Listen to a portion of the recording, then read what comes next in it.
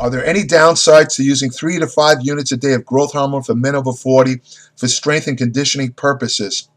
Well, using growth hormone alone, it doesn't really build much muscle unless you have an outright growth hormone deficiency. What growth hormone is really good at is strengthening and protecting connective tissue. In other words, it'll help prevent injuries when you're training, if you're lifting heavy weights, and if you already have an injury, it'll accelerate the healing process. But when used alone, growth hormone is not very anabolic. Of course, if you use it combined with other anabolic drugs, such as anabolic steroids and insulin, like pro bodybuilders do, they take growth hormone, insulin, and steroids. There is somewhat of a synergistic effect where growth hormone does turn anabolic. The problem with the pro use of growth hormone is they're using dosages of 17 units and up, which is uncharted territory. And when you consider that the major product of growth hormone produced in the liver, called insulin-like growth factor 1, it's a mitosis stimulator. In other words, it stimulates cell division. The hallmark of cancer is uncontrolled cell division. So now when you take large amounts of growth hormone, you're getting a huge amount of IGF-1 circulating, and again, you're open to possible cancer. Now, again, to be perfectly clear, I don't know of any bodybuilders on record that have gotten cancer from using growth hormone. There's 1 or 2 bodybuilders that got leukemia, but there was no really cause and effect, direct effect noted. So that's something to consider.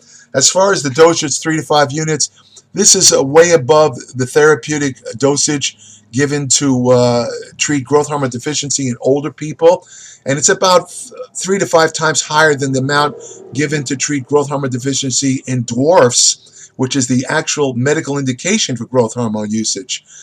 So, you're still taking a pretty large amount when you take 3 to 5 units.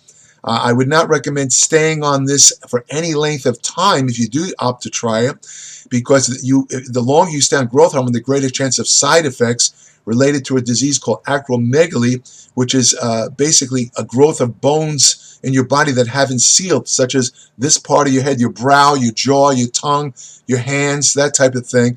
If you stay on growth hormone too long, this can happen.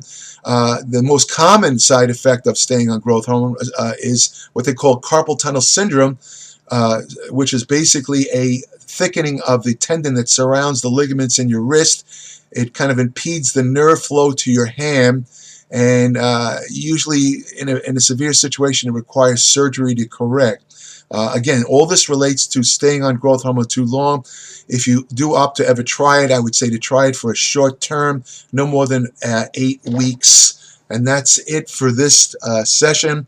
By the way, it's obvious I can't go into great detail in these videos, but for those of you who want extreme detail when it comes to topics such as nutrition, exercise science, supplements, anti-aging, fat loss techniques, ergogenic aids, hormonal therapy, I strongly suggest that you subscribe to my Applied Metabolics newsletter at www.appliedmetabolics.com. It comes out every month. I call it a newsletter. In fact, it's more of a monthly ebook, averaging 40 to 50 pages, no ads, just pure evidence-based information. I absolutely guarantee you will learn something. Any mistaken notions you have will be relieved if you regularly read my newsletter.